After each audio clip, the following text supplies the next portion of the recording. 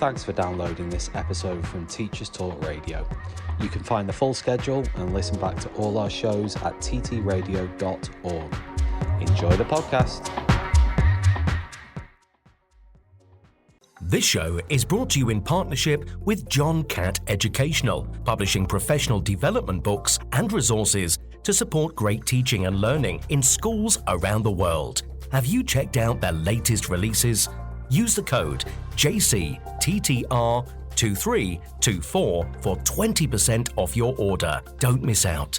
Visit johncattbookshop.com to explore their full range of titles and advance your own professional development today. Happy reading. In today's educational environment, students and teachers are juggling a mix of face-to-face, online and blended learning courses. Canvas by Instructure helps teachers navigate these diverse learning experiences with a user-friendly virtual learning environment that offers flexible access to courses and a consistent learning experience, all while streamlining everyday teaching processes. The world's best schools and universities are using Canvas to create dynamic courses, collaborate seamlessly, and access actionable data that drives student success. On the 24th to the 26th of January 2024, Bet UK is back, and even better for educators.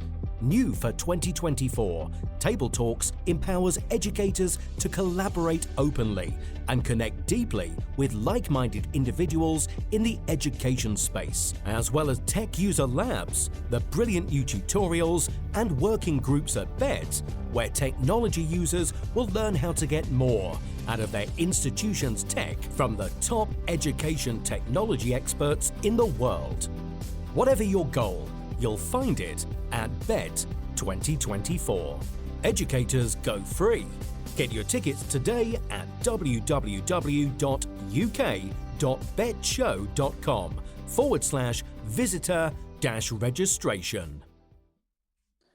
Good evening, everybody. Welcome to Teachers Talk Radio.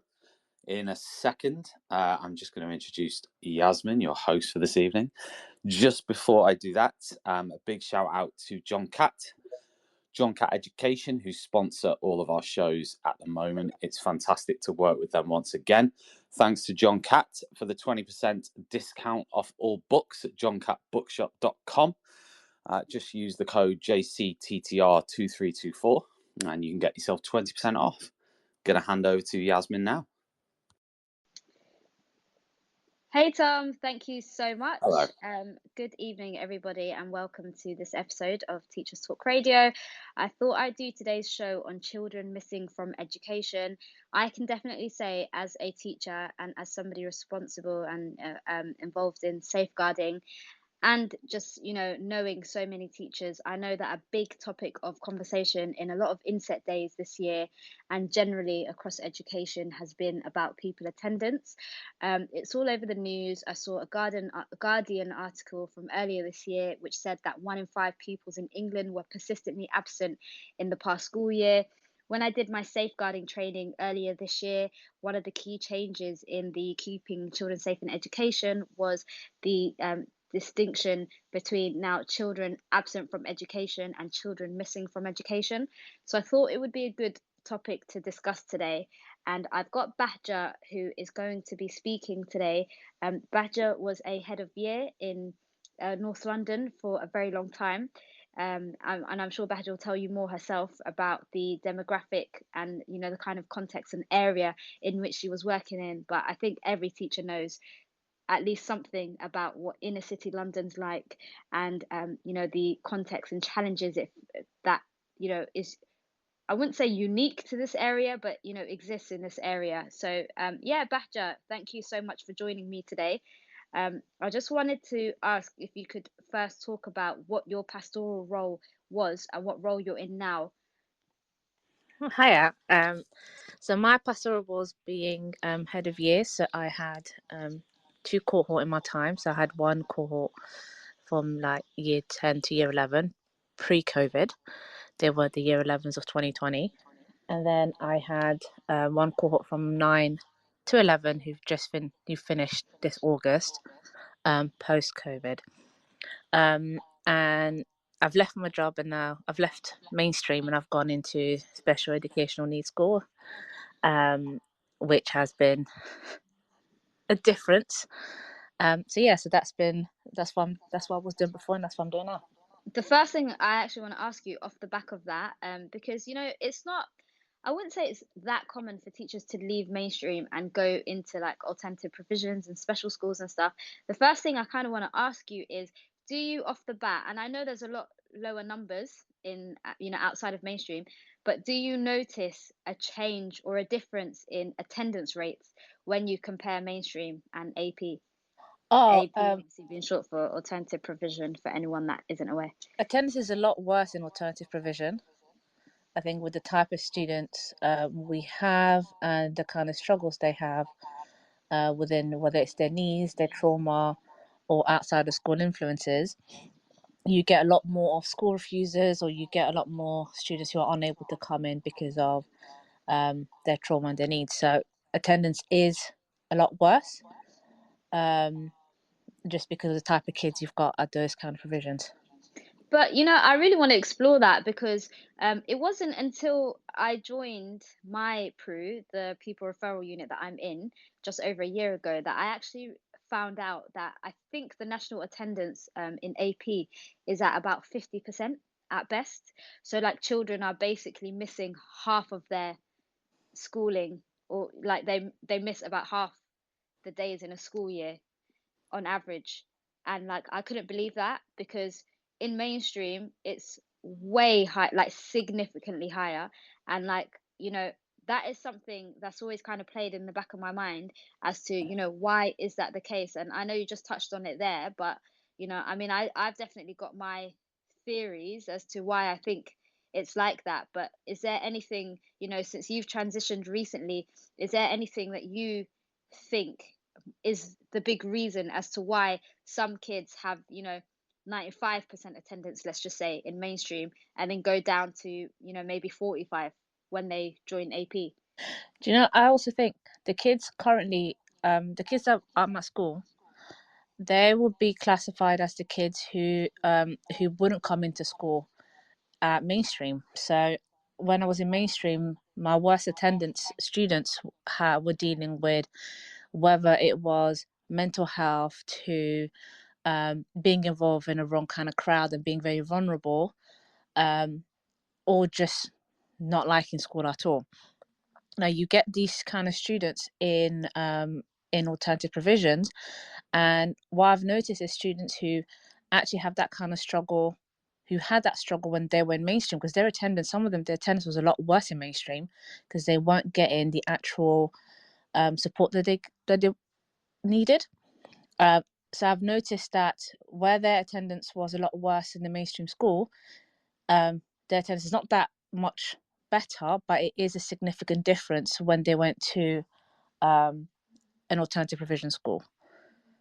I don't know if it was like that for your school. You Yeah, noticed that? like I'm not gonna lie.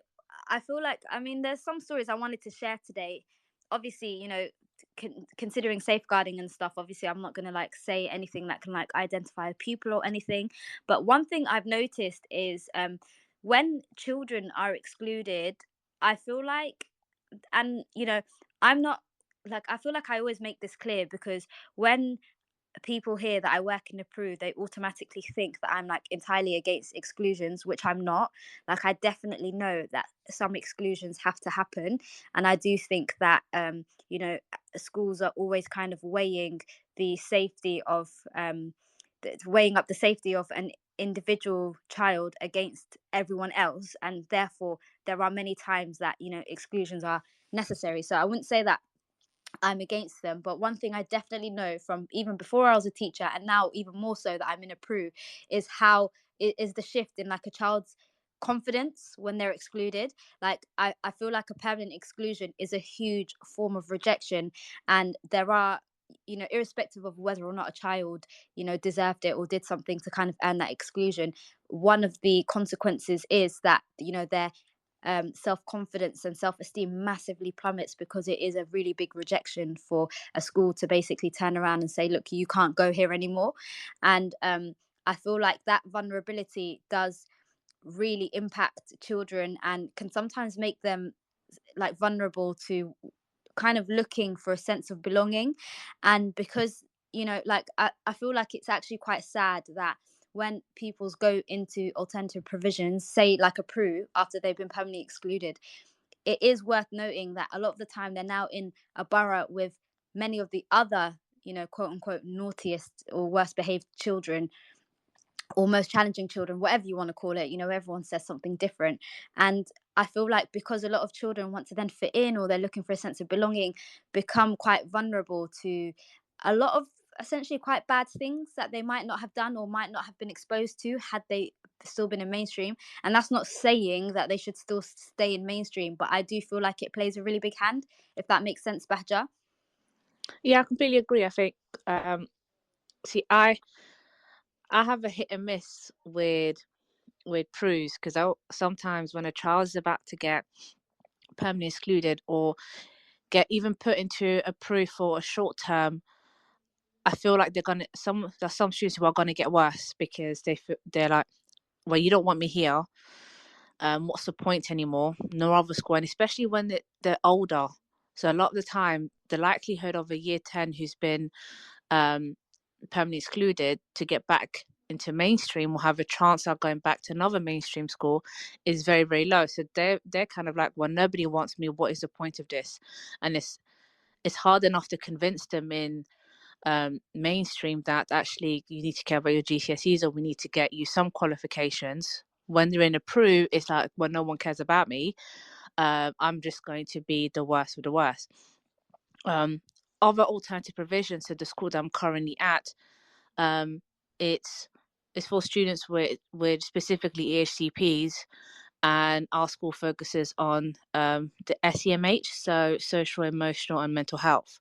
So those will be students who might have been sent to a PRU, and some students did come from a PRU, but because of their needs of DHCP, they're able to come into our school, and our school is a more of a holistic approach. And I think the work that the school has been doing with the students, and I've only been there since May, has helped. There's been a massive change with a lot of them. So instead of having that mindset of I feel excluded, nobody wants me, they have that thought of, actually, I can achieve something and I just need extra support in a different way. So I think PRUs, people who work at PRUs, I'd give a massive applaud, because some PRUs work really, really hard in trying to turn around these students and trying to change their mindset of that you are wanted, you do belong, and you can actually turn it around. It's never too late. So yeah, so I don't know. No, honestly, I completely hear what you're saying there, Badger. And actually, SEMH, like, I feel like that's an area that, myself and I did I just cut out there? I don't know You what just happened. cut out a little bit. Yeah. Oh, sorry guys, I'm not sure what happened there. But yeah, I was just gonna say that I feel like SEMH is an area that, Sounds like your Wi-Fi, Yasmin, oh gosh, is dropping let a me little just bit. switch to mobile network. Okay, that should be better now. Sorry guys, so sorry. Can you hear me clearly now? Okay, Yeah. great. Sorry about that. Yeah, SEMH, Bahja, I think is an area we need to know a lot more about. So could you just tell us a little bit about what SEMH is? Because I personally feel like that's a massive contributing factor to attendance rates plummeting. I think, there's a lot to be said about mental health. And I think that the fact that it's so difficult for children to now get referral, well, not the referring part, but to actually be seen by specialists, has worsened a lot of behavior in schools. It's put teachers in tougher positions, and schools in general, and other pupils, and the pupils that are suffering themselves. And could you talk to us a little bit about what do you do then if you know someone's got SEMH needs? What do you do now as someone who's in one of those specialist schools that's different, say, that might not happen in mainstream?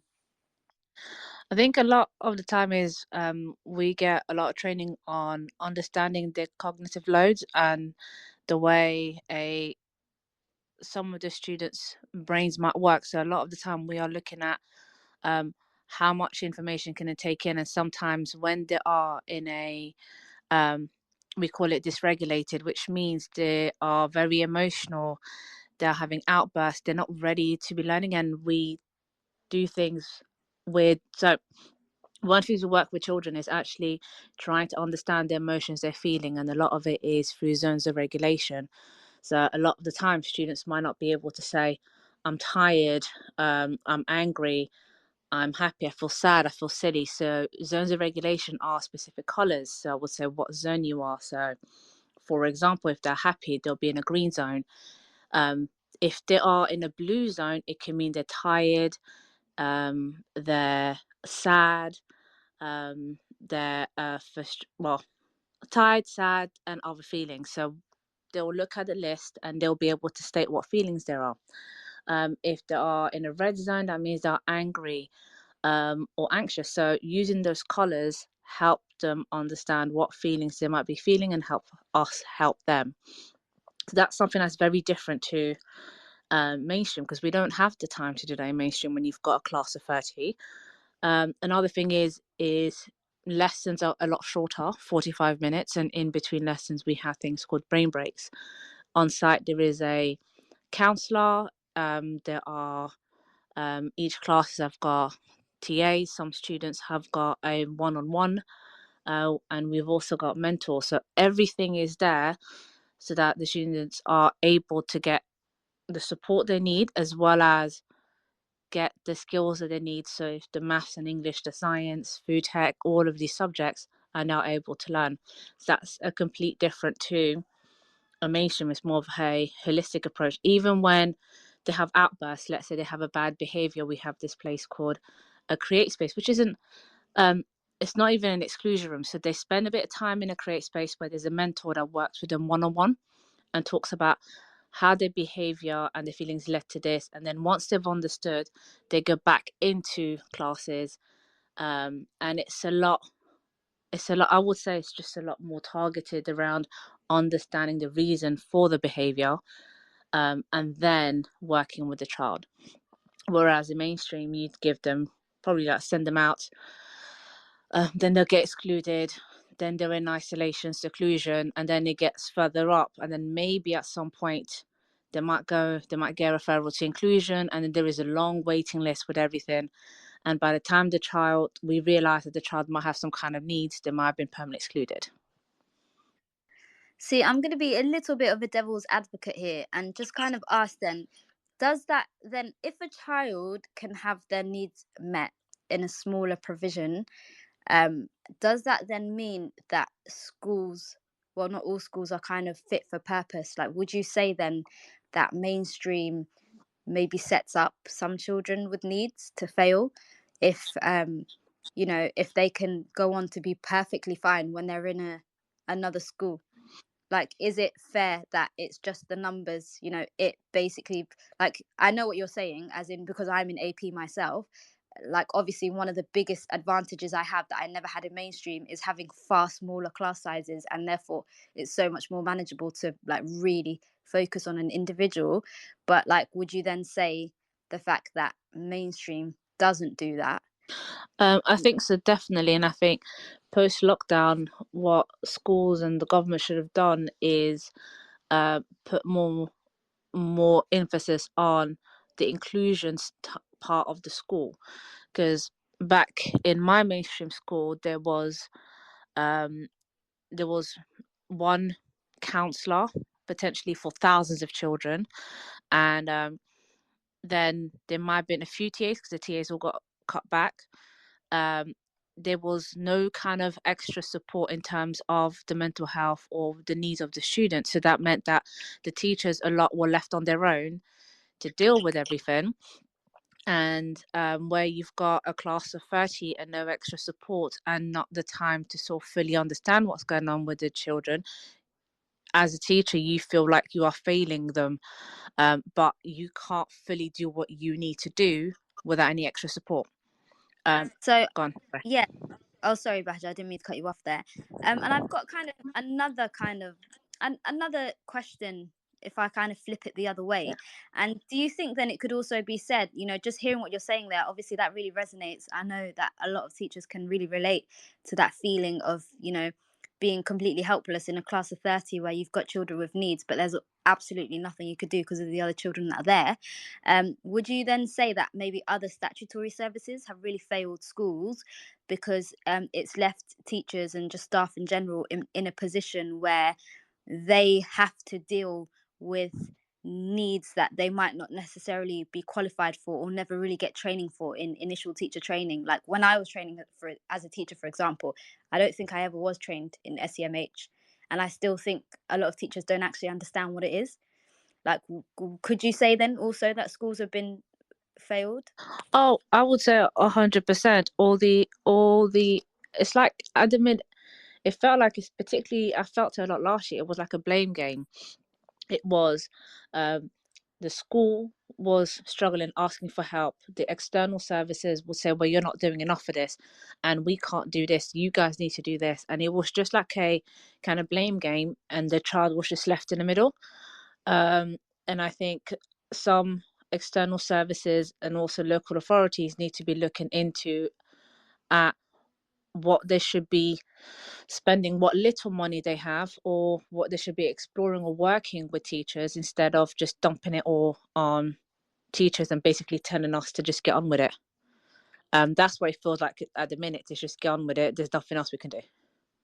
Yeah, which is insane because I think that is what all teachers essentially do. Like, I feel like everyone does get on with it. I'll just tell you guys a really quick story. When I joined my PRU in September last year, for anyone who doesn't know, PRU is short for Pupil Referral Unit. It's a school for excluded children in a borough in East London. So basically, every local authority is responsible for the education of children up until about 16. And so if you find yourself permanently excluded from mainstream, anytime you are 16 or below, what happens is the local authority, not the one where your school is based in, that you were excluded from, but one based on your postcode, your local authority will essentially be responsible for putting you into a school. So I'm in one of those schools for excluded children. So all of the children in our school have either been permanently excluded or they're on like a placement, like, those placements that are designed to kind of I shouldn't say scare you, but essentially when a school is saying, look, you're at risk of exclusion and we're now going to send you here where you can have more specialist support, or we're going to see if it helps. So I'm in one of those schools, and I remember one of the first kids I met last year. He's actually in year 10 now, but last year at the start of year 9, so in September, one day I was just teaching him in a lesson when he got up out of his seat, and I'm not even joking, he ran across the classroom, jumped up onto this counter, quickly looked out the window, and then ran back to his seat and just kind of shook his head as if as if you're like kind of shaking something off. And then he just went, "Oh, I'm really sorry, miss. That wasn't me. That was my alter ego." And I was like stood in front of him thinking, what the hell just happened? Like, I'd never, like, it just was not, I was just presented with like a completely new behavior in a lesson that I'd never seen before. I had no real script for it in my head. So I kind of just laughed and I was like, what do you mean that was your alter ego? Like, tell me more about that. I'm, quite curious. And he basically was like, I'm really, really good, but I have an alter ego. And when I do bad things at school, it's not me, it's my alter ego. And honestly, like, I remember finding it so hilarious, and I didn't even hide the fact that I found it hilarious. And one of my behavior management strategies for him moving forward was, because like if I told him, look, these are the rules or these are the expectations, he would say he's listened and he's understood. But then whenever he breaks them or does something that he's not meant to do, he would basically completely absolve himself of responsibility and say that it's his alter ego. So what I started to do after that to try combat that was, whenever, because I do like greetings at the door anyway when pupils arrive, when I go to the door and I'd see him arriving at my lesson, I'd always ask him, let's just say his name is A and his alter ego is B. By the way, he actually had a name for his alter ego. So let's just say it's B. Obviously, I can't say what his name is. I'd always ask him at the door, am I talking to A today or am I talking to B? And, he would find it quite funny as well. And he would either say, oh, it's A, like it's me, as in that, him. Or he'd say, oh, you're talking to my alter ego. And so I would know from as soon as arrived at my lesson, what kind of mood he was in or what kind of behaviors I might expect to see. And it actually helped me completely eliminate them. Like when I would be talking to him, sometimes I would actually just refer to his alter ego and be like, you're not meant to do that, that's not something I'm going to accept, etc. And he would then respond and be like, yeah, my alter ego understands what you've just said. And like, honestly, I know I shouldn't be laughing, but like, it was just something I'd never been presented with, never had training for, had no idea how to cope with. Obviously reported it to the Senko. It was referred, and then all that came off it was he was added to like a CAMS register, waiting list. And so it's like, as a classroom teacher, you get no support sometimes for extremely challenging behavior, and you're essentially expected to cope with it. But what I find, and I wanted to ask you, Bahja, do you have any stories of like behaviors that you've seen that are related to SEMH that you maybe never saw in mainstream, or you saw was dealt with completely differently in the specialist school that you're in now? So I'd give an example. There's one particular girl that was in my year during in my mainstream school. Pre-lockdown, she was in year 8. And if I were to say this girl she would work hard, she was the helper, she was a bit of a tomboy. She'd be the student that you will sit a difficult boy who struggles with lessons, and she would just work with them. Post lockdown, when she got into year 9, and when I picked her up, I referred her to inclusion within 3 weeks in September, because she couldn't stay in the class for too long. The moment she just had to leave the class, she'd last about, I would say, 10 minutes of the lesson, and then she would just bolt out. And a lot of the time, she would have sensory, I would describe as sensory overload. Later on, she had panic attacks, and then it got progressively worse. And when she was having, I would call it her moments, she wouldn't be able to communicate with anyone. Now, when you have a student who's like that high profile, her behavior started slipping, and then when she's having one of the moments, she'll bump into somebody from SLT. She wouldn't be able to communicate with them. Then all of a sudden, if so and so is rude, then she would have a burst. She'll burst out, get angry, say a bunch of words, and all of a sudden I have to do paperwork to put her in exclusion, even though there was a clear explanation. Now, later on, I pushed. I think I pushed for so many times that I need her to be assessed. There's something going on. It's not just her behavior. Now, had she been in the school that I'm currently at, when she'd be struggling in a class, she'd be able to take a break outside, a brain break. So she'd be able to go for a walk, she'd be able to go for fresh air and then come back, because that's all she needed. But in mainstream, she can't. You don't have the facilities to go for a walk and then come back, because there might be something going on in the corridor. You need to stay in the lesson. You need to work. Teachers have got set rules. School have got set rules. There should be no children in the corridors. Children shouldn't be going to toilet in between lessons. They need to stay in lessons and need to be learning. And that didn't work for her. Later on, I think I pushed through an EHCP, and she ended up in this alternative provision, which wasn't that great. I was told that it was going to be more like the school that I work at, but it turned out it was the opposite, and that's a whole different story. But like, if she were at my current school, she would have, I feel like, would have been a lot happier and would have achieved better than she achieved. I would say within the circumstances, she's done quite well for end of year 11. And caught up with her. Actually, I bumped into her recently, and she's really enjoying college. But had she been in this kind of provision, I think her secondary school life would have been a lot better, and she would have enjoyed school a lot more. Thanks, Bahja. And I just want to say as well, I really want to encourage anyone in the audience that's listening to contribute. If you've got any kind of stories that you want to share about a student who maybe really struggled in mainstream and did a lot better in alternative provision, or vice versa, or any kind of story you want to share about a pupil who maybe stopped attending school, school refusers, there are so many different things. Please feel free to jump in at any point. You're more than welcome to request the mic and let us know. But yeah, Bahja, like, I don't know if you're aware, or if anyone in the audience is aware, but did you know that there are actually schools that exist for school refusers? So it's a type of specialist unit which I believe is completely voluntary, and it's for children that have essentially, who don't feel like they can go to mainstream, and they can essentially choose to enroll themselves in these special schools called they're essentially just called therapeutic schools for school refusers. I didn't actually know about this, but one of my former school teachers, who looking back isn't actually even that much older than me, I was his first class when I was in A level. I was his first class when he was in NQT, had just qualified essentially as a teacher, and he taught me when I was at school, and he's now a head teacher at one of these schools for school refusers. And I mean, I don't really like the phrase school refuser. I feel like it almost sounds quite stigmatized. I don't know what you think about that, Bahja, but I feel like when somebody, I mean, I can imagine there are children who don't want to go to school and don't necessarily have any reason, but I think a lot of the time there are children that have underlying mental health conditions, or children who've gone through really severe trauma. I know, for example, there are a lot of children now in schools who have come from war zones.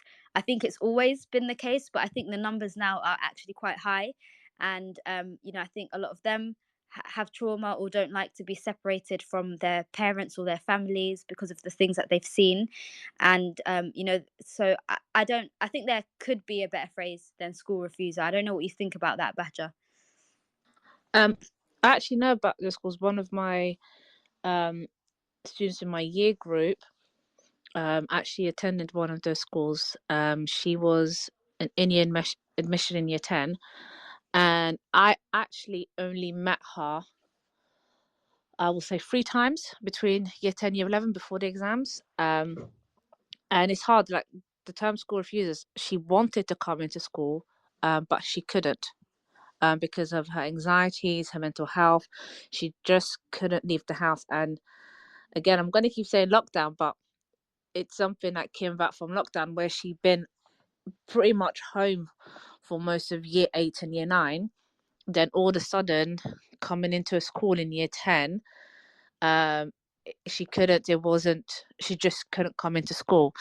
And the school that she went to, let's call it school refuser school, they helped her with a lot. We sent her, they had all of the details. They got her a tutor. Sometimes the tutor will be online, or she'll go to the center face to face. It was a lot more flexible to her, and she turned up to every single one of her GCSE exam, and she passed all of her exams.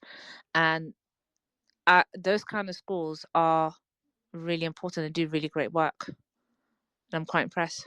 This show is brought to you in partnership with John Catt Educational, publishing professional development books and resources to support great teaching and learning in schools around the world. Have you checked out their latest releases?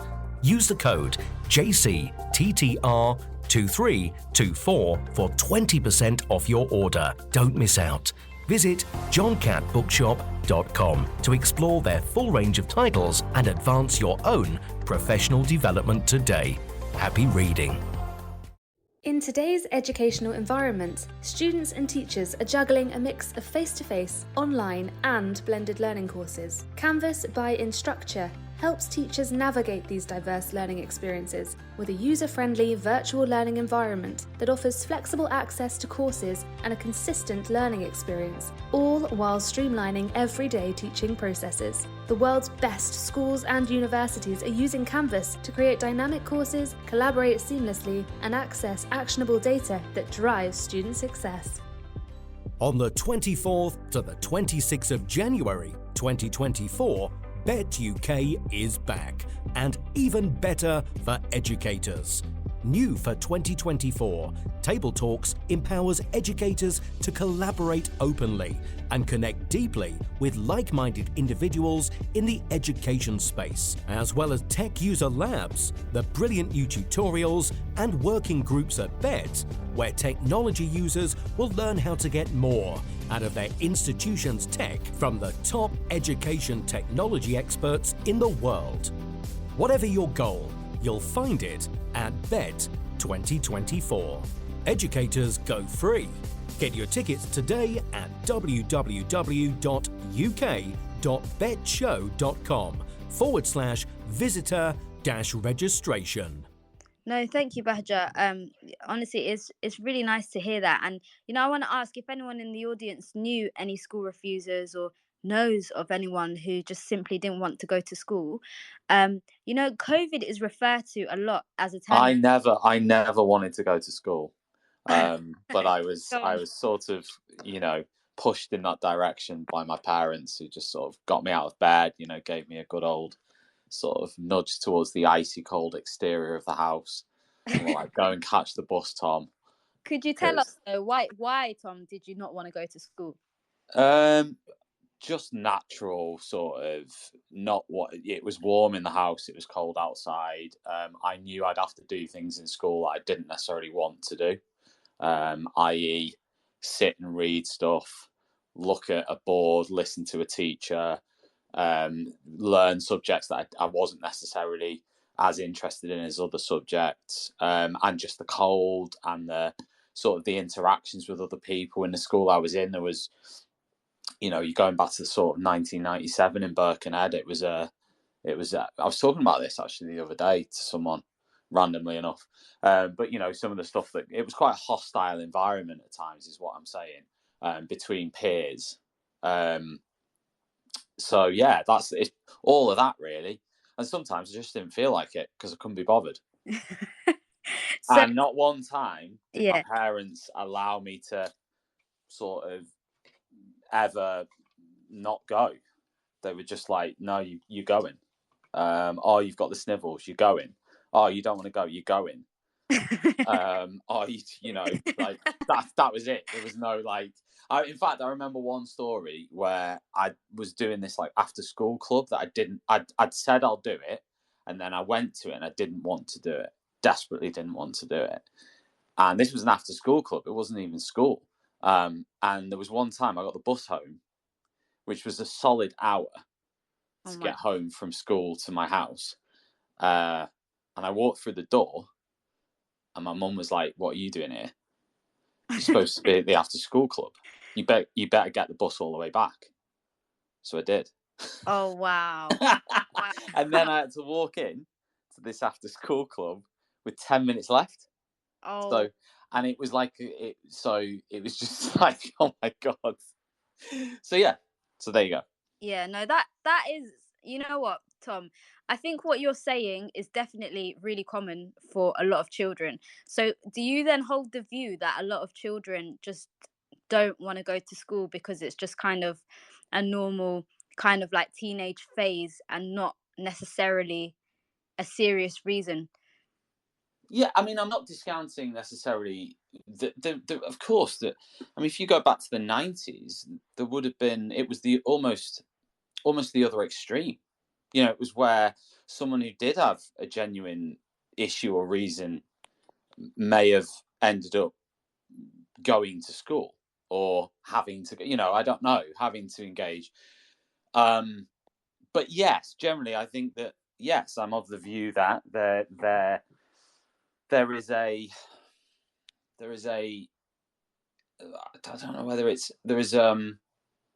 I think resilience is really important. I think it's something that we have not valued as much now as maybe we should, or we don't push it as much in a practice. We talk about it a lot. Oh, resilience. But when it comes to actually, you've got to do something that you really don't want to do, and you're just going to do it. I don't know whether we do that anymore. I mean, I can understand. Like, I think, Tom, I can really relate to what you were saying about your parents. Like, I remember if I was ever ill, if I had a flu, if I woke up feeling unwell, like there was just an expectation. My mum expected me to go to school. Obviously, there Yeah. are exceptions. I feel like the one that Yeah. parents always allowed was like, say if someone's throwing up, obviously you're Oh not yeah, expected of to go to course. I school. mean, I'm not saying, But like, I've made no, it no, sound no, like I my know. parents were fascists. Like they were, if I had like chicken pox or something, they were like, no, you can stay at home. Yeah. But the point I'm trying to, I don't know. My general point would be, I don't know what your original point is. I don't even know why I'm talking right now. But it was something about school refusal, and I was just making the point that, you know, the reason can just be sometimes that they don't want to go to school because they it's not experience that they want to do, and it's not any further than that. It's just they don't want to do it. No, Tom, I know what you're saying, and I've met kids that I would say that is the case for. Yeah. I even had a sibling that was like that, and I remember the battles with my mum when she would be like, "No, you are going to school," and my sibling would be like, "Well, I don't want Yeah. to," and there was no other reason. But I don't think what you're saying is wrong. I was just kind of agreeing. I was Yeah. like, I remember my mum, unless it was like serious illness, I remember she'd always say, look, like it was just that kind of that total faith in school staff of like, if you're sick they will send you home, and obviously they never did.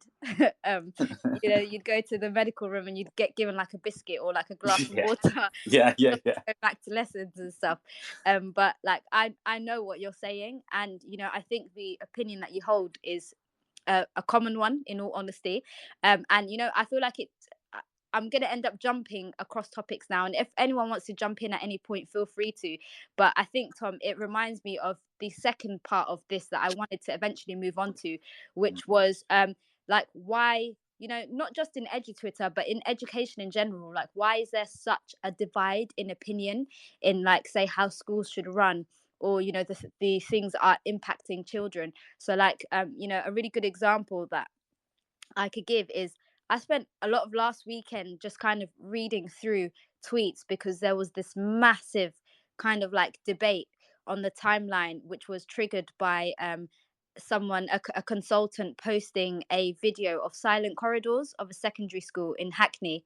And like, I think I spent I think for the whole weekend there was a lot of back and forth, people describing, comparing silent corridors to prison, and then on the complete other end people saying, well, you don't understand the context, this is what children in deprived boroughs need. And if there's anyone in the audience who's got anything they want to say, honestly, you're more than welcome to jump into this. But I feel like it's a topic worth discussing, because how is it that opinion is so divided in education? Like, I feel like I rarely see on Twitter somebody saying, oh, you know what, I see both sides of this argument, or I see where you're coming from, but I would add this, or I would consider this. You don't see that.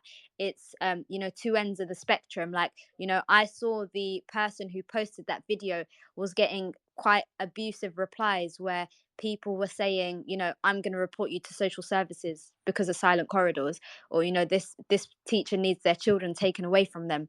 And then on the complete other end was kind of more of the same, but just with the opposite view. And you know what, I think, Tom, I will definitely get you to weigh in on your thoughts, but you know what, Bahja, I thought I'd start with asking you, what are your thoughts on silent corridors, because I know that you would have seen those tweets as well. So, do you know what? With silent corridors, I'm in two minds. Because that's not the right answer. No. I'll justify it. Do you know what? I was a harsh head of year, as in terms of just going back a little bit on attendance. Some kids is like, unless you're dying or dead, you need to come into school.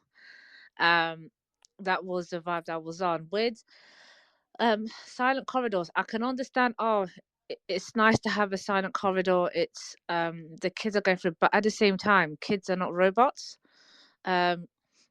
I do think that the reason why people are wanting or for silent corridor is because at the minute, everybody I speak to, behavior is absolutely mental at the minute in mainstream schools.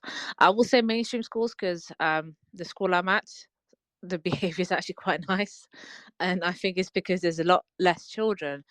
But in terms of corridor, I think if everybody follows whatever behavior policy they're at the school, and every member of staff is consistent with it, and the SLTs do follow through and support staff when they're out and about as they're supposed to be, then the corridors will be safe and orderly.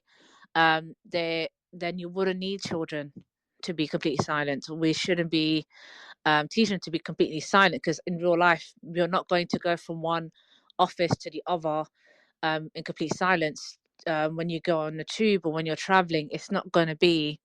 If it's not, you need to be able to socialize and walk like normal human beings in a normal setting without being antisocial. And I feel like when there's that strict conformity, at some point kids will go absolutely mental somewhere else. So I personally don't agree with the silent corridors, but I can understand why people would want to have the silent corridor. So, do you think then that silent corridors or forcing the kids to walk in silence is just kind of making it too easy for staff, essentially, because you're just kind of stripping everything away from the kids? Like, is that essentially what you think? Basically, yeah. I think like we can manage, like the whole point of them coming to school. Then they might as well have just done online learning. They were silent because they didn't talk when we were teaching them online. Half of them were most likely asleep anyways.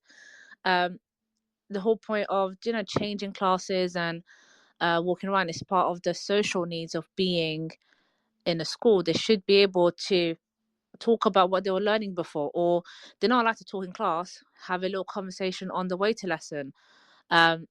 That's the kind of normal behavior that you expect, and students should be able to do that and behave. And if we are managing the behavior and modeling the behavior quite well and following the policies, then there wouldn't be a problem. Okay. I think gone. Oh no, sorry, Badger, finish your point. And I was just saying that I think silent corridor is just putting a plaster over it. So, what would you say then to, say, parents or pupils who say that they've been injured in corridors before because pupils take advantage of, that kind of window of time where they're traveling from, one part of the school to another, and, hit people or hit each other, or just kind of, demonstrate unsafe behavior? Like, what would you say?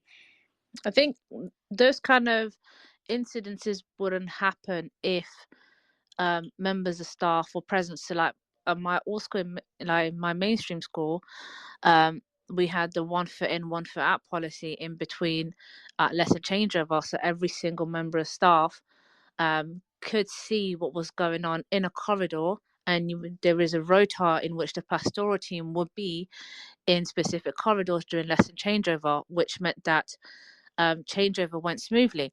Now, when people weren't doing what they were supposed to do, my hotspot was the English corridor. Nothing against English, but the English corridor was the most dangerous corridor, and that's because in that corridor people weren't doing the consistent 1 foot in, 1 foot out, which meant children for it'd be a great party to happen during that corridor. But if members of staff and if everybody's doing their bit, it'll be a smooth process. And I think when children get injured, it is usually because we weren't doing our job in terms of being present or having a presence.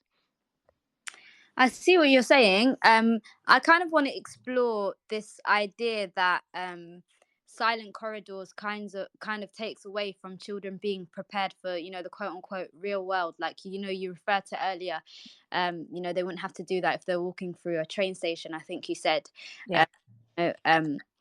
Why is it that you think they're not being prepared for real life? Because a lot of the time, people who kind of promote that kind of zero tolerance and quiet corridors, because I read a lot of those tweets, a lot of the time they actually argue the opposite. They think that they're preparing children for the the wider world in a better way, because they think they're promoting things like punctuality, orderliness, being on time, following instructions.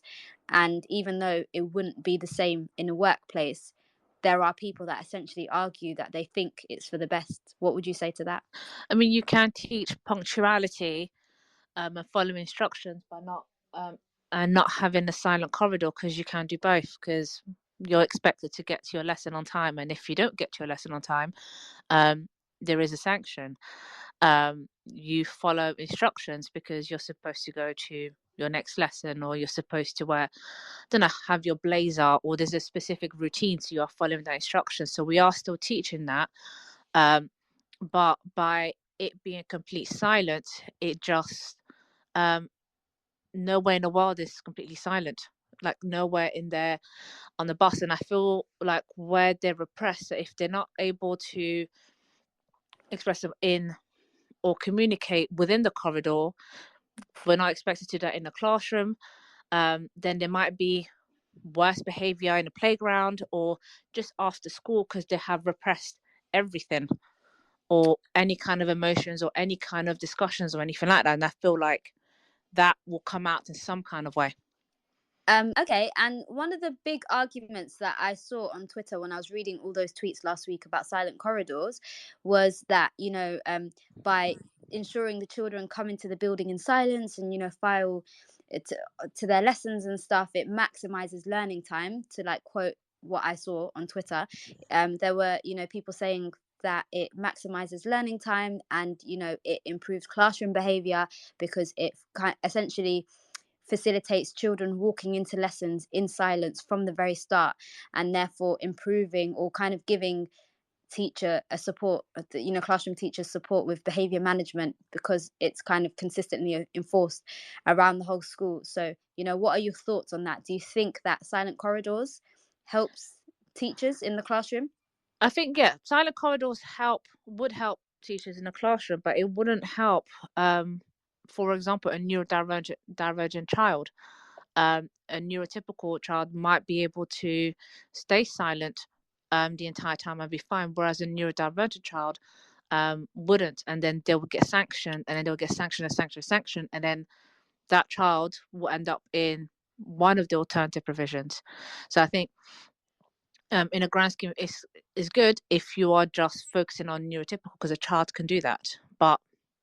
And we are seeing a lot of students are I feel like there's a higher number of students who are neurodivergent, and it kind of goes against of how they need to focus in the lesson.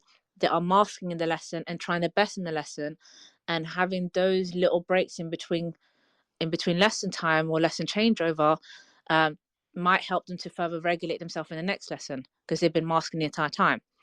So it does help the teacher, because of course you have an orderly class of year 30 year 7s coming in nice and quiet in silence, come into the classroom and they're sat in the classroom. Perfect, you can get on and teach. But we're supposed to be teaching in mainstream, we're supposed to be teaching all children. And then you will have maybe 2 or 3 kids in your class who actually are struggling and won't be able to learn anything in your lesson, or might behave in some kind of way because they just can't hack this. Are we saying that these children need to go to a special alternative provision and we should only teach neurotypical children in mainstream? See, I think it's really interesting you say that, Bahja, because I feel like the opinion on, on neurodivergence was really divided actually in that debate. I felt like there were a lot of people saying that silent corridors, it's really, really good for children that are neurodiverse. And then there were, other teachers that were saying, well, even you now, saying, no, actually, it's really bad for them. And, they're more likely to end up excluded. And so, I just think it's really interesting, isn't it, that it's such divided opinion, because I've seen both ends of the spectrum in terms of the argument.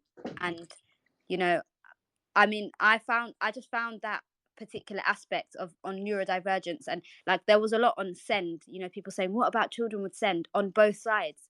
Some people really in support of silent corridors and some people really against it.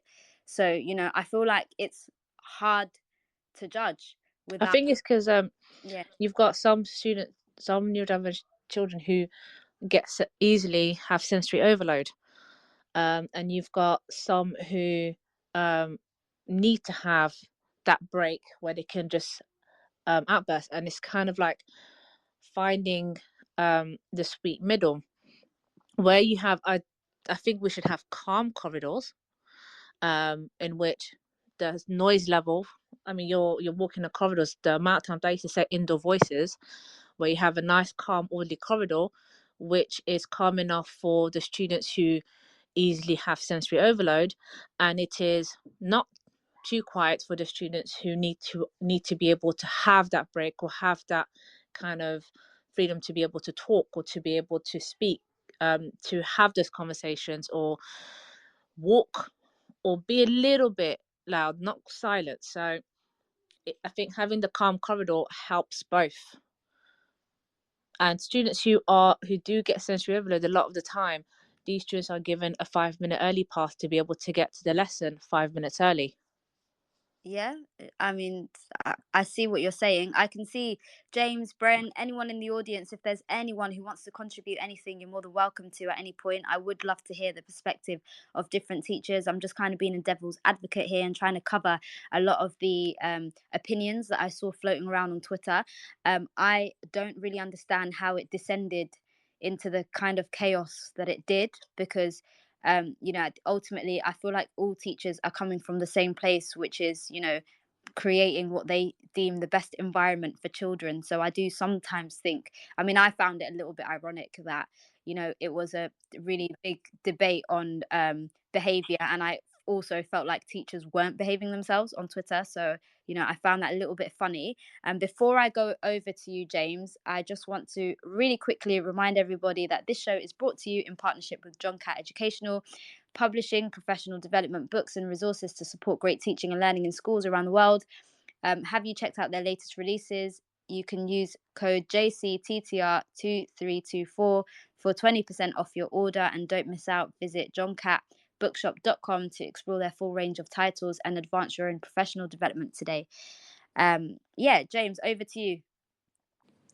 Hi, thanks everyone. I'm in Australia at the moment, so it's first great. thing in the morning, but it's fascinating. I was born in the UK, as you can tell, and I'm just fascinated how this topic has even become. How has it even surfaced? Why are we even discussing this? To be honest, because as Bagger said, like a calm corridor is what we really try and aim for, and that's what we do here in Australia. We'll have teachers in corridors during changeover times. It's like a kind of a small, we call it yard duty. We'll have different words for everything, but it's where you monitor when the kids are moving between classes.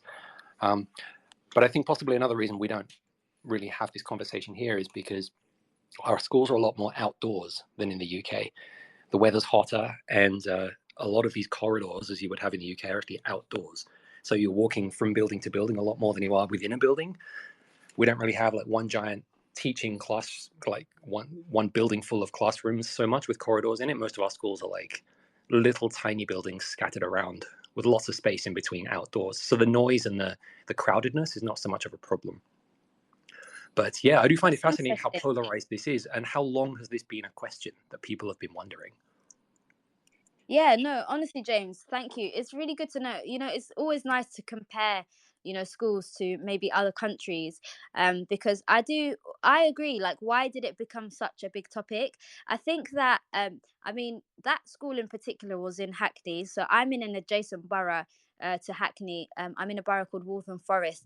And one thing that I've learned from Hackney, especially having met a lot of the excluded children from that borough, is that they have a lot of primary schools that would refer to themselves as trauma informed primary schools. So there's a lot of just a lot of thought that goes into understanding the emotional well-being of children. I think far more than average in London that happens in primary schools in Hackney. I'm happy to be corrected if anyone knows better than me, but then a lot of the secondary schools in Hackney also have a much higher proportion of what's referred to as zero tolerance, things like silent corridors.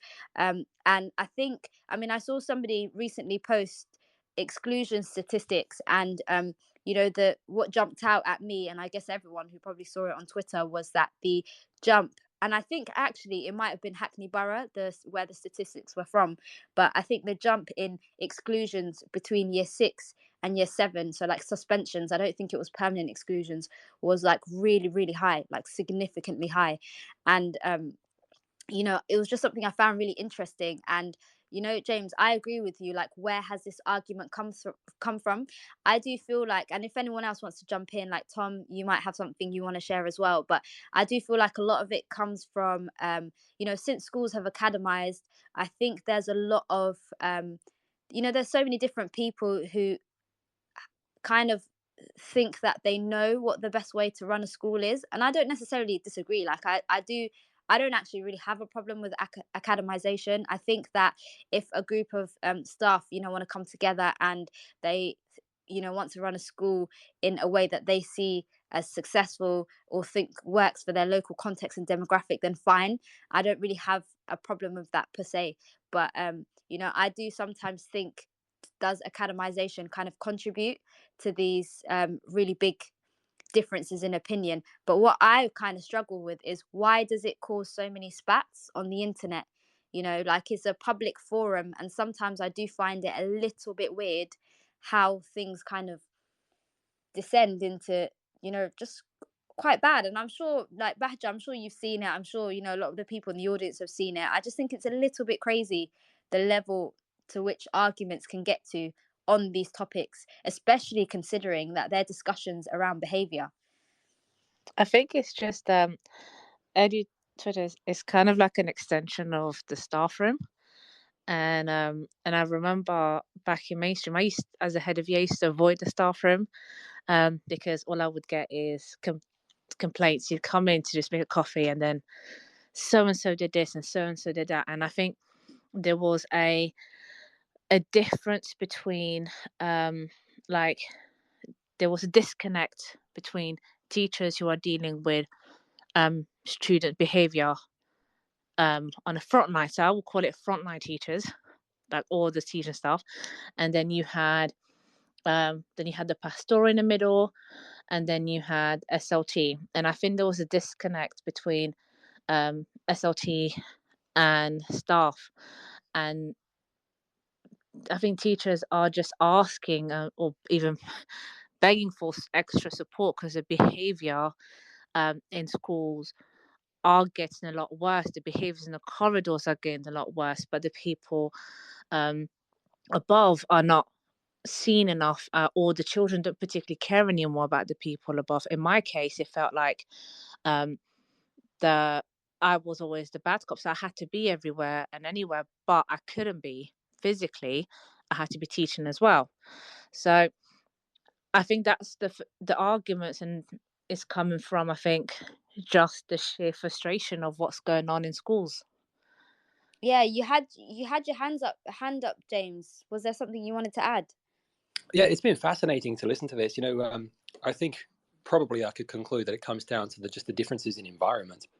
So schools here, and probably in the UK, or maybe even more so there, are very, very different from each other. Even government schools are completely different from each other. You can travel 5 kilometers down the road, and completely different ethnic mix, academic attainment, different in terms of those things, actually, but and different in terms of behavior and school culture. Some things are pretty constant, the building quality and the teaching resources and the teachers' enthusiasm and stuff. But the culture of the school probably requires that some places have what I would call extreme measures, like silent corridors. And maybe I've never worked in a school that would ever need that, but it's possible that some schools do. I think it's a bit like, going into lockdown. That's an extreme thing, but we did that under extreme circumstances only. And I think it's a little bit like that. It's hard for me. Before 2020, it would have been hard to imagine that we would need to go into lockdown. And I think, having never worked in a school that has all these issues like you've described, it's hard for me to imagine that you'd need a silent corridor. But yeah, I accept maybe there are some schools that just do. And there are other odd things that schools do as well. Just depends on the culture of the school and what it needs. Yeah, no, honestly, James, I completely agree with you. And I do definitely agree that there's such a big difference in the schools. I'll tell you guys another quick story. So, when I was in year 6, I was homeless. And so, because I didn't have an address, I essentially couldn't apply. Well, I didn't get allocated a year 7 place. I had to wait until the end of year 6. So, like August, after I'd done my SATs and everything, I had to wait for everyone in my age in the borough to get allocated a school, and then I was basically given a choice of 2 schools, and they were the two, quote unquote, worst schools in the borough. And I remember my mum was with me, and she just picked like what she saw as the lesser of two evils, and it was a school that was essentially 3 buses away, and yeah, I had to take the buses and go all the way there. It was really far, and I remember it was a school, like behavior was really poor, like really really poor. I went from primary school with like 0 behavior incidents, and I remember sometimes like just even trying to get from my lesson to the canteen at like lunchtime felt dangerous. Like older kids would throw that, like it was back in, if anyone remembers the happy slapping era. Bahja, I'm sure you remember this. It was like a thing where people would just slap 100%. their head, like, it was just scary. I remember that I was 11. I was so small, like, and I just remember it was a scary place, right? I hated it. And I remember I would like beg my mum to not send me to school or whatever. And sometimes people would hit me and I'd hit them back and I'd get in trouble, obviously deserved. But it was never me that started anything. And obviously I would get in trouble, and I understand why I did. But I remember um my mum would basically applied for, so we ended up basically being housed on a council estate.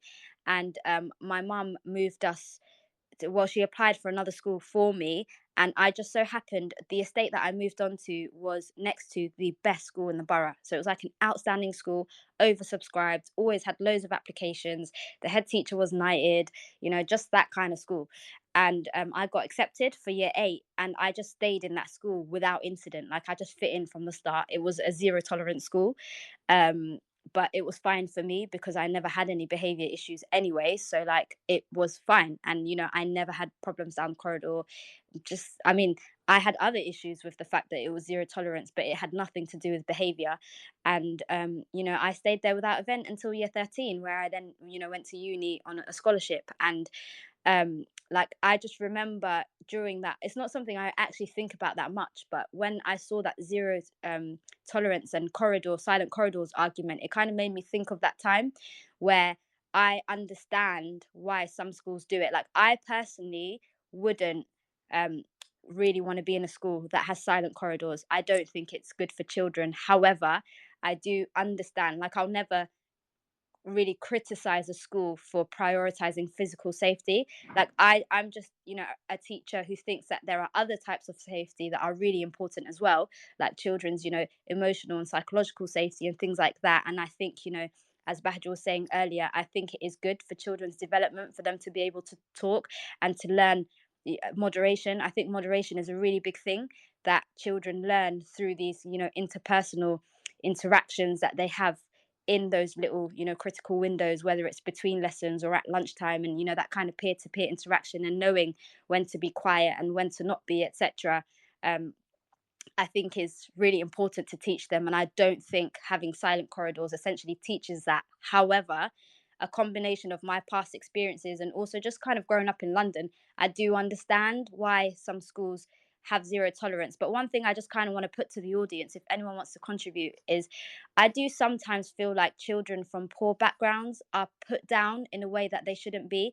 Like, am I wrong to kind of feel like I don't like the argument that some schools need to have silent corridors because it's in a deprived area, to quote quite literally what I saw on Twitter last weekend. Some people are like, well, you don't know our local context, it's got X% of child deprivation, and it's got this and it's got that, and that proportion of our children are pupil premium, and like silent corridors is really good for them, like we're teaching them manners. Like I kind of really hate that argument, and I would say a big part of why I hate it is because of my own upbringing. Like even though I grew up with a single parent in a council house, I was free school meals, etc., I was still expected, like it was the minimum expectation at home, that I would respect my teachers and do as I was told at school. My background didn't impact that, if that makes sense. And so, you know, I just kind of want to put to anybody, and I guess I'll start with you, Bahja, and, you know, Tom, James, anyone that's willing to chip in. Do you sometimes feel like, you know, children from some backgrounds get stereotyped when it comes to things like zero tolerance? I think definitely. But I do want to say I think there's a difference between zero tolerance and silent corridor. I think, to me, zero tolerance is an appropriate punishment based on the behavior that's shown. So if you're, don't know, shouting down the corridor like an absolute lunatic, there is a sanction for it. You've got detention.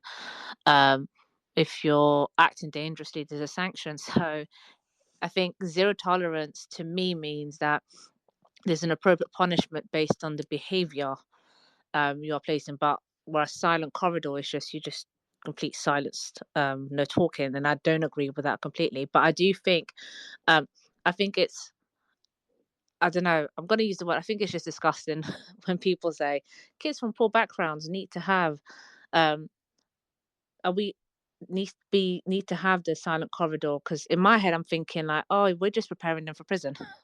That's basically my viewpoint, because it's, well, they need to start learning how to conform because they're going to have to conform somewhere else.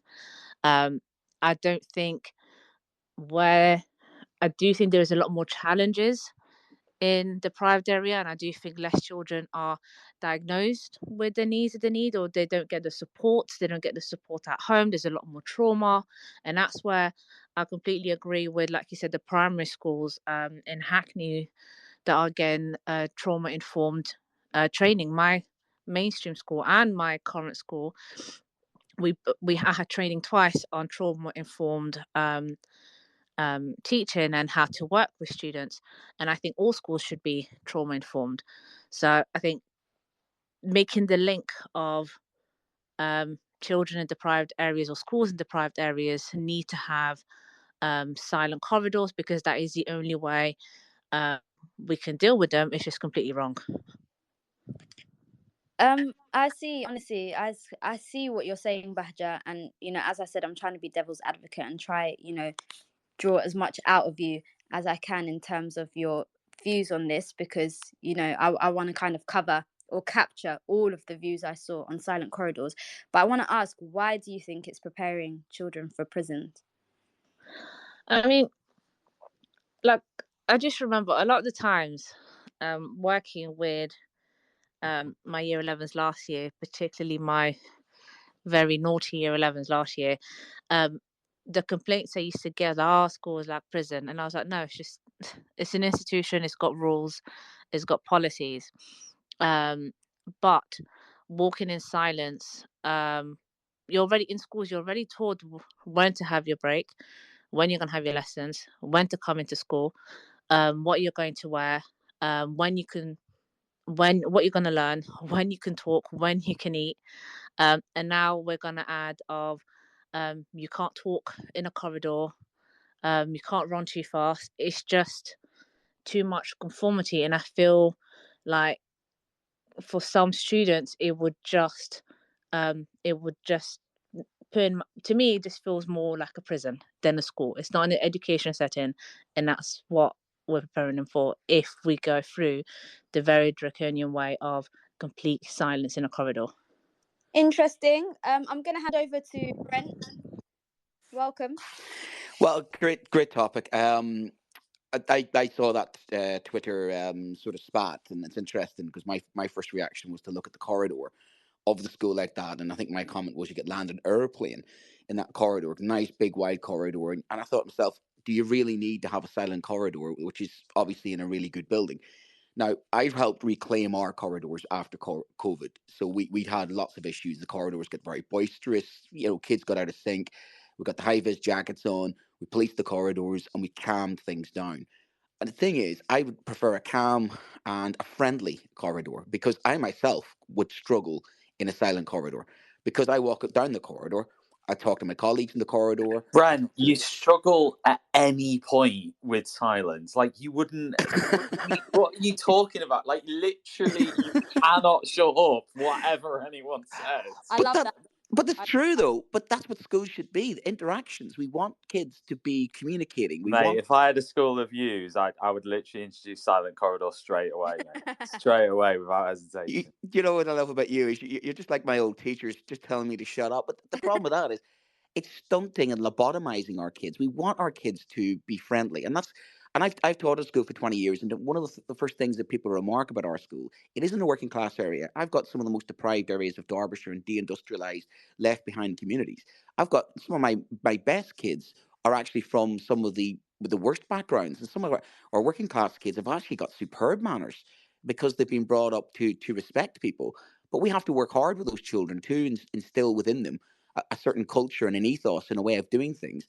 But at the heart of it is care, understanding, and friendliness. I want children to be able to communicate with each other. I want them to be able to control their behavior. I want them to be able to sit, in a corridor and actually, how are you? How's today? Did you watch the match the weekend? I literally use the corridor as a place where I get to know kids sometimes, as a place where kids get to know other kids. So you got to have that balance between, yes, school is a place of learning, absolutely, but it's also a social and an organic place that you create a culture. Why are we seeing so many schools do this? It's because we're losing control and behavior. It's basically trying to reclaim some sort of control, but it's draconian for me. It's Victorian. It's very old school, and that's where this debate is, because it's the same as slant, same as desks in rows. There's a definite sort of philosophy at stake here of what are we teaching our children for? How do we get them to behave? And I would rather have their cooperation than basically stunt them to a system where they're just conformity. And that's just me personally, as somebody who's on the neurodivergent scale. As also a teacher, if I couldn't teach and I couldn't work, I couldn't feel happy in a school like that. And if I can't feel happy in a school like that, there are going to be kids who are like me, who may, go to school and what'd you do at school? We walk down the corridors in silence. It's 2023, guys. 2023. That's industrialization. We're past. We're post-industrialist society, and yet we're industrializing our children and almost regressing by having things like this. I just want to say thank you, Brent, and please stay there. But I just want to say, if there's anybody who's got a view that they want to share that might be different to either Bahja, James, or Brent, feel free to come and contribute at any point. You're more than welcome to. Like Brent, I know what you're saying. That's a view a lot of teachers held. And I'd be curious to know. I mean, Tom, what do you think? I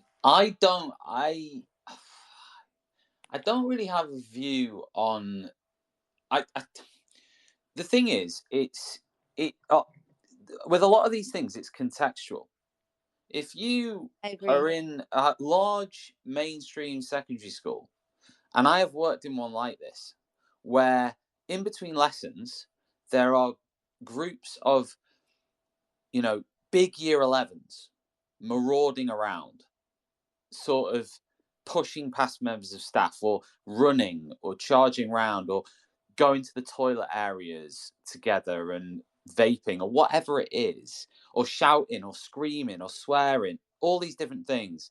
And it's not just the odd student, it's gangs almost of students in between lessons. In that context, you as a teacher, a middle leader, a leader, you have to find a way of stopping that from happening, for the good of the students and for the good of the staff and for the good of everybody. You've got to stop it from happening. Now, I'm not, whether it's silent corridors or whatever you decide to do, and I can totally understand why someone would think silent corridors could be a potential one of the things we could do to solve this issue. Would be that, because the problem is that you do have to have sort of those almost. I totally get that some people would say from the outside it's going too far, etc., etc. But how do they know what the situation was like before those silent corridors? How do they know what was going on in that school before they introduced that? Now, they could look at it and go, that's too extreme. Fair enough, fine. But did you know what was going on before that was introduced? Would be my question. I see what you're saying, Tom, and I think it is something that I hear really regularly in teaching. But But, you know, Brent, I saw as well that you compared it to, you know, things like slant and rows. Me personally, I love rows. I don't sit kids in groups. I mean, I do now in AP, but that's because I don't actually have a lab. But when I was in a lab in mainstream, I always did rows.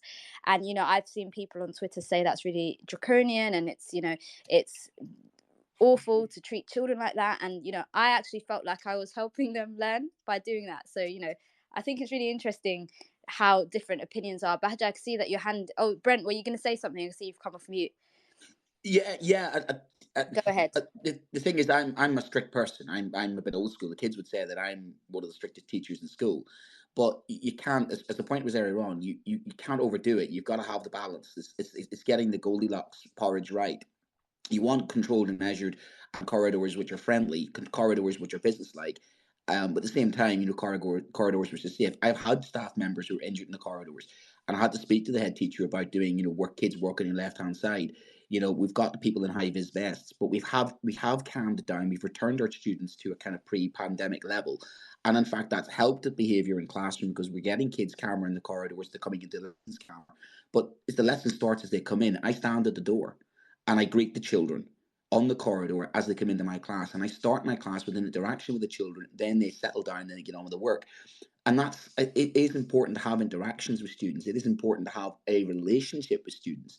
And that's the thing. Silent corridors for me is just how can you form relationships, get to know kids, and have even a friendly workplace when your corridors are like, you know, Hogwarts when it was taken over by that little pink woman, you know. That's what silent corridors to me feels like, you know, there's, you know, that type of Hogwarts taken over by Imelda Staunton, you know, that's what it feels like to me, as opposed to, you know, an organic, happy place. And that's why you want schools to be happy, thriving places. You want kids to feel safe, yes, but you want to feel as if that, you know, there is interactions, and we are social creatures.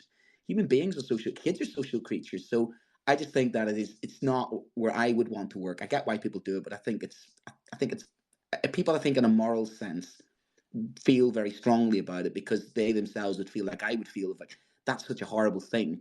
But it does suit some people. Yeah. And yeah.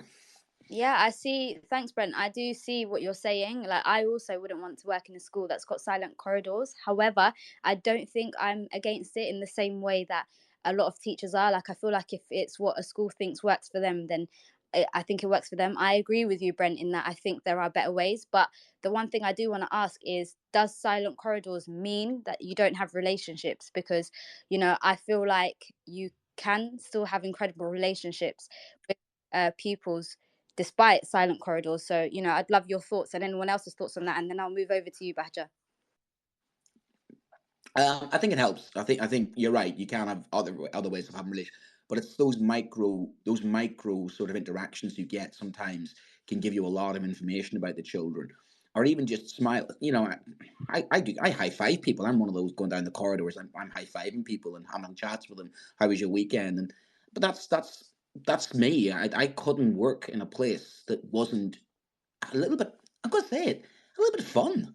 I mean, where's the fun in education? Where's the fun in schools? No wonder we've got kids not wanting to go to school. If you're walking around silent in a corridor, I mean, that's not, you know what I mean? That's not our ideal. We have serious social problems, serious societal problems that we're having to stunt our children and silent them. I mean, that's just, I you hear know. different, and you know what? I would love to say, if there's anyone in the audience who's got anything they want to contribute, honestly, feel free to. You're more than welcome to share your views.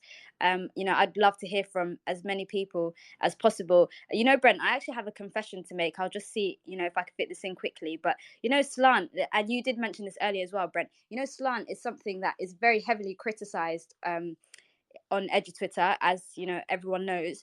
But you know, I would say you know, I do restoratives. I'm a trauma informed practitioner, but I mean, maybe I'm not entitled to say that. But when I was in mainstream, obviously I'm in AP now, but when I was in mainstream, I used a variation of slant called STAR, where, you know, whenever I was teaching a class, I'd always do a countdown where I'd say 3, 2, 1 STAR.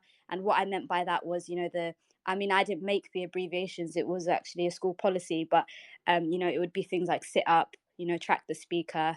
But really, the reason why I was saying it was so that all pupils would put their pens down and would look at me. I wasn't really pedantic about, you know, how much they sat up or any of those things. And, you know, I taught children that had really pronounced SEN, and they all managed it. They all coped fine. And actually, I was observed by all faculties in the school a lot of the time, and by PGCEs and things like that, because I had zero truancy. You know, I knew that my pupils were actually really happy in their lessons. I would describe my lessons as, well, in that school, in that context at the time, I would say that, you know, I don't like to use the word fun, but like I knew kids were happy there. And, you know, I knew I had really good relationships with them. And yet I still was able to, when I was talking, ensure that there was complete silence and things like that. And, you know, I wouldn't have, like, I didn't really feel like I needed to, I mean, appease isn't the right word, but like, I feel like I'm a mix between both ends of the spectrum in terms of the argument on Twitter. And, you know, seeing people describe things like slant in the way that they do, I mean, I personally don't find it triggering, because I understand. And I think the people that criticize things like slant do come from a good place, in that they care about children. And, you know, inevitably everyone has different views on what they think is the right thing to do. But, you know, I just think it's really interesting how divided opinions can be. Daniel, I wanted to pass over to you. I think I have seen threads of yours. It comes up on my timeline every now and then. I think I did see that you weighed in on the silent corridors debate. So, you know, over to you. Hi, thanks. Can you all hear me? Yep. Yeah, I've sort of weighed in on what I think is sort of really fundamental to the discussion, which we've talked about school context. Tom Rogers has talked about school context in terms of the idea that a school can be chaotic, and using silent corridors can be a way of sort of restoring order to a chaotic school corridor environment. But I also think that school context really matters in terms of what best suits your school site. I've worked in a number of schools, and the school that triggered sort of all of this discussion, tweeted by Mohsin Ismail, is a school in which there are over 1,000 students. It's built in 2009, and all of the students are transitioning on open walkways above a central atrium. And in that case, you simply can't have kids sort of chatting to each other across a normal level, because the noise builds up across the atrium. Kids are going to continue to keep raising their voices, and teachers just giving instructions, just keeping the corridors orderly, are going to keep raising their voices. And soon you just have shouting with, you know, 1,000 voices in a central space. Now, there are a number of different ways of dealing with that. And I've seen one school in Birmingham which placed decibel levels, decibel meters on all of their pillars on one central area, with 3 stages. And when it's read, all of the members of staff hold up their hands, and everyone has to transition immediately into silence. That works as a sort of remedial measure. I'd be interested to see over the course of a week how often that's happening, because being in the school for a few hours, I saw that happening 2 or 3 times. Or you can have silence. But what you can't have is everyone talks at the volume they need to be heard, because that volume is very soon the volume you'd be shouting to each other in a noisy pub. And that's really not a conducive volume for learning. Thank you, Daniel. I mean, I see what you're saying, and, you know, I don't think you were here when I was talking about it earlier, but I was essentially saying that, I mean, I also know the school that, you know, when Mohsin Ismail tweeted that video that caused that huge debate last weekend, I am also familiar with the school. In fact, I was saying earlier that I'm in in an adjacent borough to that one. And funnily enough, guys, this week on Monday, I had a new pupil join my tutor group, and he was actually from that school. And when he mentioned it, I said, oh, to kind of tell me about it. And going back to what Bahja said earlier, he basically was like, oh, it was like a prison. But I mean, it wasn't a surprise to me to hear a child that's permanently excluded to describe their school in that way. But I just think it's really interesting, Daniel, hearing what you're saying. I think so many schools do things so differently. Like, I was saying earlier, I'm not necessarily against silent corridors, but I feel inclined to agree with Brent and Bahja that there are probably better ways. Earlier this year in January, I actually went to visit a school in Leeds, and the reason why I specifically went to the visit was to kind of observe their inclusive practices. And they actually allow mobile phones. They had a policy that allows mobile phones, and the children basically, in between lessons, it was an all through school as well, but I was just observing the secondary part. They can just basically pull their phone out of their pocket and just kind of look at it. A lot of them were using it to look at their timetable. So we had a really long Q&A session with the head teacher afterwards, and I had a lot of questions for her. Like, for example, I'm SLT in a PRU, and I'm sorry, but mobile phones is like continues to be the bane of my existence in the workplace, because children use them for really nasty things. Like, I feel like phones play a huge hand in a lot of bullying. I wouldn't allow children to have phones in school because they could record other people's, they could record teachers. It's just dangerous. There's a lot of safeguarding risks. They can call people, they can arrange fights outside of school. There's a lot that can happen. And so we collect all mobile phones in and put them in wallets in the morning that are labeled, and then we give them back at the end of the day, and every child has to hand them in. If I see any child that hasn't handed them in, I just kind of essentially go get it off them, and I'll say, I won't put it in your wallet, but I'm going to keep that for you for the rest of the day. And they do tend to hand it over. I mean, I don't really know what difference it makes being in my bag as opposed to in a wallet in the office. However, we still take phones off them. But I found it really interesting that a massive school of that size in Leeds, in what I believe to have been quite a quote unquote deprived area. I also talked earlier about how I don't like the phrase deprived, in the sense that I do sometimes feel like people hold children from certain backgrounds to a lower standard. But I found it really interesting that it works for them in their school. I did ask the head teacher, how do you make that work? How do you know that children aren't being victims of cyberbullying, or there isn't anything untoward happening, or there aren't children taking photos of people that they shouldn't be photographing at school and stuff like that? And I just found it really interesting. So Daniel, I am quite interested why. I mean, I see what you're saying about the design of the school. So is your argument essentially you agree with silent corridors if a school is designed in a way? Because I mean, the point you're making about how it's going to end up being like a pub, like, that's a fair point. I see what you're saying. But would you therefore say if a school doesn't have a structural need, then there shouldn't be silent corridors? I think I'm saying sorry, can you hear me? Yeah, I can hear you perfectly fine. Sorry, I accidentally just muted my own microphone. So I think I'm saying it's not just if a school doesn't have a silent need, it's if a school doesn't have a silent utility. Structural utility. So in my previous school, we were a school with pretty good behaviour on a large site with 8 buildings sort of clustered around a central campus. For a lot of transitions, they didn't involve corridors at all.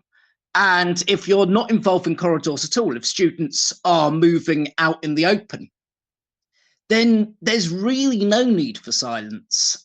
You don't want them to shout, but you can absolutely have a conversation, because you're not creating that echo effect that with all of the best acoustic baffles in the world, you're not going to manage to eliminate from a school in which all of the transitions are internal and all of the transitions around that central atrium space. What I would say, and it sounds like we're both living and working in very much the same part of London, is that I spoke to, so that's a school very near where I live. I spoke to students during my time, the sort of day I spent in that school.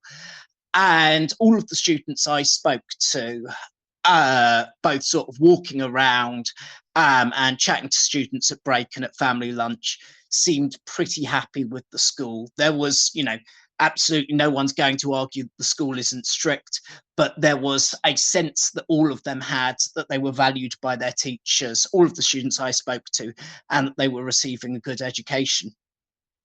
But I'm not saying that you shouldn't have silent corridors if your school doesn't require them due to a structural need. I'm really saying that your structural need is going to dictate whether silent corridors are necessary, whether they're advisable, or whether they're, in the case of the last school I worked in, actually inadvisable, because it would take more effort to police them than any game that you could associate with marginal game that you'd associate with marginal game that you'd associate with silent corridors. I mean, so it's been a long week for me. No, don't worry. I'm sure a lot of people can relate to that. I mean, another thing I want to put to you, Daniel, and anyone in the audience and any of the other speakers are welcome to answer this.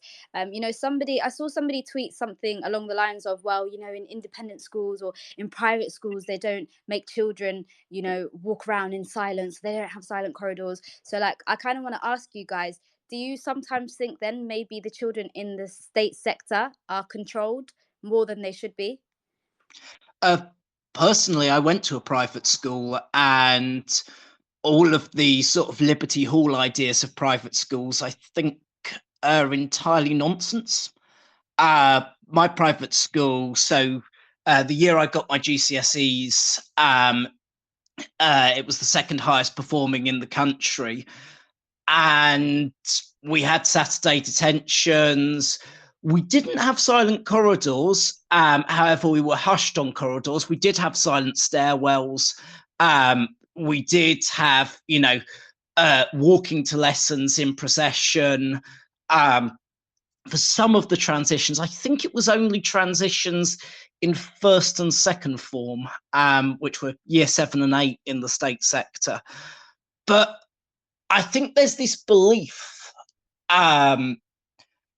where one sees private schools from the outside, that they're hotbeds of pupil expression because they have really active debating societies, or that they all have really small classrooms, which again isn't true. My school had a standard class size of 24, smaller than the state sector, but hardly the sort of 5 or 6 that we're told to associate with private schools. And I think in private schools, there's more than one model. There's, as much diversity, in fact, possibly more diversity in the private sector than the state sector. The private system can run schools like Summerhill, which are, entirely free. Students can choose whether to attend lessons or not. Or schools like Westminster, where students not only have longer school days than we have in the state sector, but also have half school days on Saturday. Yeah, no, thank you, Daniel. Honestly, it's really interesting how different schools are. And, thank you for sharing your experiences in a private school. Bahja, I wanted to pass over to you. What are your thoughts? I think earlier, I think what I wanted to say was, I think what we just need to teach children is just actions have consequences. When we talk about silent corridors, and when you have large boisterous year 11s running down the corridor, where if you're running down the corridor, there is a consequence. Here's a consequence, learn from it. And I think by having a silent, I don't know if it was Tom or Brent who said that, I think post-lockdown behavior went crazy. The kids basically came back feral, and now schools are trying to sort of get power back. And honestly, kids do outnumber the teachers in mainstream, and therefore if we have silent corridors, silent lessons, we are taking control back. But as a head of year, being my year group, will happily tell you that I was quite harsh on them, but that's because the consequences were I would keep them behind, make them line up at lunchtime before lunch. but that was purely because you went into English like absolute hooligans. So after English, and I know it's lunchtime and the queues are going to be long, you are going to line up and I'm going to dismiss the nice kids very quickly. It's just, if we have the simple of actions, consequence, kids do understand and they do learn from it, and then after get better. And I think by the time my year 11s, by the time they got to year 11, from year 9 to 11, I didn't have to do much of the policing around school and everything, because they finally learnt that if they are behaving like normal human beings and actually doing their best, it was a lot more friendly environment. But if they were being a nuisance, they were punished. So it was kind of simple. And I think having, like Brent said, having the silent corridor. I mean, I can't stand the silent corridors. I mean, currently my school, where my classroom is completely silent. And sometimes we have walkie-talkies, and I would just turn on the walkie-talkies to hear that there is noise around or there's actually stuff happening around school. Um, Silent corridor will sound like, I like Brent's comparison to when Dolores Umbridge took over in Hogwarts. It was just ridiculous. And I think school should be an area where children learn, children get are social, they enjoy, they spend majority of their life as teenagers in schools. So by having it completely silent is just ruining part of their childhood. I think my best memories are between corridors, catching up with the gossip. My friend was in the other classroom in English. We need to catch up a little bit of the drama of whatever happened in English or whatever happened at break time. We can have those little catch ups, or even catching up with our teachers that might have not taught me in year 7. That by year 11 I hadn't actually really seen them around, and I just saw them in a corridor. So yeah, I think. Thank you, Badger. Did you guys know that? I mean, I don't know how true this is, but did you know that children, if you start school in nursery, and leave at 18, you will have spent about 1 million minutes learning well, not learning per se, but like in lessons or at school, really. And like that's a really, really long time, like a really long time. I don't know how long that is, if but that was a stat that was shared with me by a Senko. And I see what you're saying, Badger, and I feel like, I mean, I've said it loads of times now, I'm not in mainstream. However, when I was in mainstream, I did actually quite like the hustle and bustle in corridors, because every year I used to do this thing in September whenever I got my new timetable. When I met each class and I'd go through my expectations, I would always say to them, guys, look, there's nothing wrong with your emotions. Like if you happen to show up to class angry or upset or any of those things, like I want you to understand there is nothing wrong with your emotions. However, there is something wrong with breaking the school rules, etc., or harming others or yourself, etc. So like I am okay with your emotions, it's not a problem, but it's really important that you A, show up to lesson on time, and B, still follow the rules. I used to always say that to them. And so as Brent said earlier as well, I always used to greet my kids on entry at the door. And just having corridors with normal kind of volumes of noise, nothing that was like really policed, I could tell from a mile off, like as I was stood at my door watching the kids kind of walk towards me, I already knew who was a bit off kilter or who's about to show up in a bad way. I could tell, you could see it on their face. And so seeing this silent corridors argument did make me wonder a little bit, how are the children? I mean, I do know children that go to schools like that, and they love it. Like if I use Michaela as an example, I know a lot of families who have children that go to Michaela, and I know that Michaela gets a lot of criticism on Twitter. However, every single parent and family that I've met who have children that go there, in my personal experience, have nothing but praise for the school. So I do completely understand as well that sometimes Twitter isn't necessarily reflective of what actually is going on. But I personally quite like, as Brent and Badger were saying, I quite like having that noise and that normality in corridors. And a big thing for me is moderation. I feel like children can be taught how to do things properly. You know, they can be taught. It's important that you respect the school community and the environment and yourselves, etc., and that they can learn these things without having to walk in single file in silence. But also, as I said, you know, I understand why some schools do it. Like when I was at school, I mentioned this way earlier, I know not everybody would have been here, so from year 8 onwards, I went to a quote unquote zero tolerance school. And I remember one of the things that I remember really distinctively from school was when it came to exam days, what they would do is they would publish the seating plan near reception.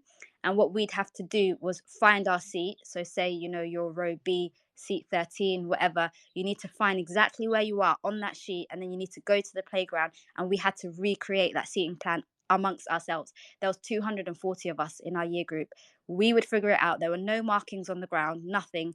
We would just have to, like, whilst the rest of the playground around us were enjoying their break time, you know, or lunchtime or whatever, depending on what time of day the exam was, we were expected to just talk amongst ourselves, 240 of us, and get ourselves into the, you know, those lines. And, you know, SLT would then appear and they'd let us in one row at a time. And like not a word would be spoken from that playground all the way to that exam hall. And you just see kids, you know, one after the other take a seat, a row would be done, and the next row, and there were like no errors, like ever. And like I remember that from school. And you know, I remember never having a problem with it, in all honesty. And you know, I've actually worked in a school that had silent corridors. My first school was like that. And I remember I used to ask the children, you know, what are your thoughts? And I'd never met any child really that had complaints about it.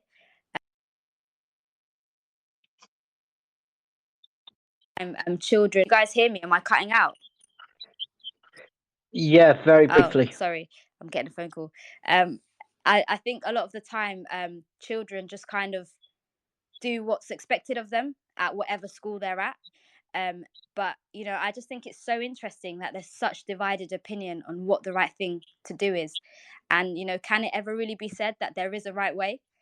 And you know, another point I'd made earlier was academization. I do feel like schools being able to get so much more freedom now in how they do things contributes a lot to these differences. But my personal opinion, I just feel like a lot of the schools that have this, you know, quote unquote zero tolerance do it for their PA essentially, and you know, prioritize physical safety over all else, or you know, maximizing learning time, because that's ultimately what they see as helping their PA the most.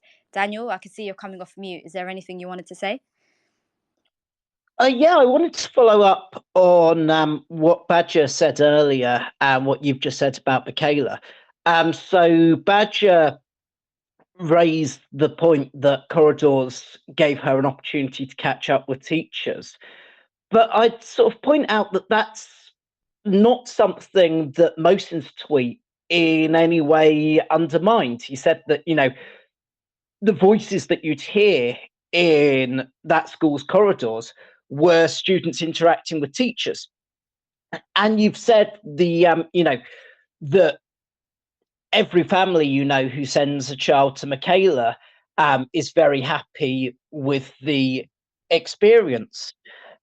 But what I'd sort of say about Michaela, and what I think that, you know, any detractor of Michaela who hasn't actually spent some time talking to Michaela kids and families sort of really fundamentally misunderstands is that Michaela has really, really good teacher relationships. And the school that Mohsin tweeted about, I think, also has very good student and teacher relationships. And having a high control corridor policy doesn't preclude students and teachers having good relationships. I'd say actually it gives more space for those teacher-student interactions. If that's, you know, if that's something that your site allows for and promotes. I see what you're saying there, Daniel. Bahja, is there anything you wanted to say? Sorry, I was just reading an article.